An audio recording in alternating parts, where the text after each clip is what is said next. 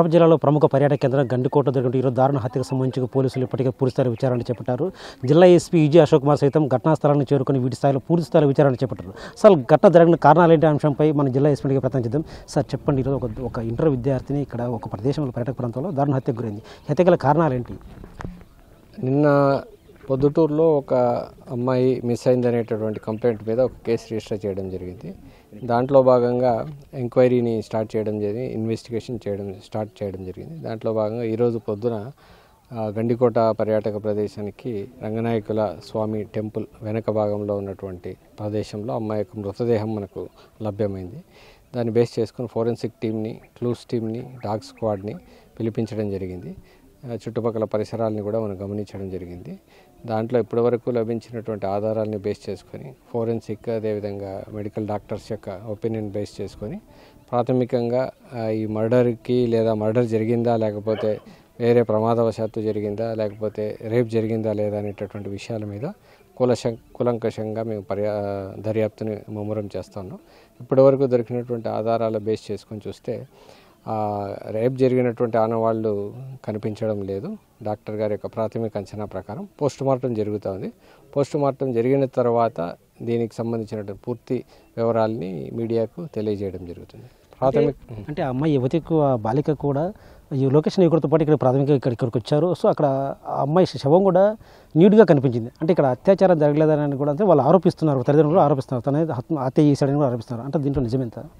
ఇప్పుడు ఎవరైతే అతని యొక్క ఫ్రెండ్తో కలిసి ఇక్కడికి వచ్చిందో సీసీ కెమెరాలను వెరిఫై చేయడం జరిగింది.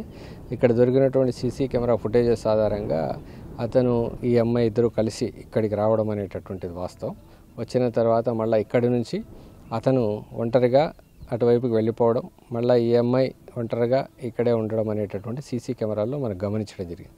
ఆ తర్వాత ఏం జరిగింది ఏంటి అనేటటువంటి విషయాల్ని మనం పరిశీలిస్తూ ఉన్నాం. ప్రాథమికంగా ఎవరైతే ఇన్వెస్టిగేషన్లో వచ్చినటువంటి సస్పెక్ట్స్ని ఎంక్వైరీ చేయడం జరుగుతుంది. దాని తర్వాత పూర్తి వివరాలను తెలియజేస్తారు. నిన్న ఉదయం మీరు ఘటన జరిగింది అంటున్నారు, నిన్న ఉదయం బయటకు వచ్చారు. అంటే ఏ సమయంలో ఘటన జరిగింది? బాడీ మాత్రం ఈరోజు ఐడెంటిఫై చేశారు. అయితే నిన్న ఉదయం జరిగిన ఘటనలో ఏ సమయానికి హత్య జరిగి ఉండొచ్చు మీ పంచనామా ప్రకారం? సీసీ కెమెరాల్లో లభ్యమైనటువంటి ఆధారాలను బేస్ చేసుకుని దాదాపు 11, 12 ఆ టైం వరకు ఈ అమ్మాయి బతికే ఉంది.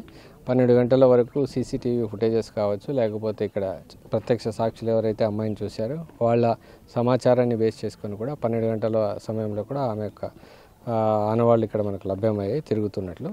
12 నుంచి 4, 5 మధ్యలో ఈ యొక్క సంఘటన జరిగి ఉండొచ్చు. అటువైపు వెనక ప్రాంతానికి ఎందుకు వచ్చింది, ఇంకా సంఘటన ఎలా జరిగింది, మృతి గల కారణాలు ఏంటి అనేటటువంటిది ఫోరెన్సిక్ నిపుణులు, అదేవిధంగా వైద్య నిపుణుల యొక్క ఆధ్వర్యంలో ఇన్వెస్టిగేషన్ చేస్తాం. అంటే ఆ యువకుడు 10-20 ప్రాంతాల్లో బయటకు తెలుస్తుంది.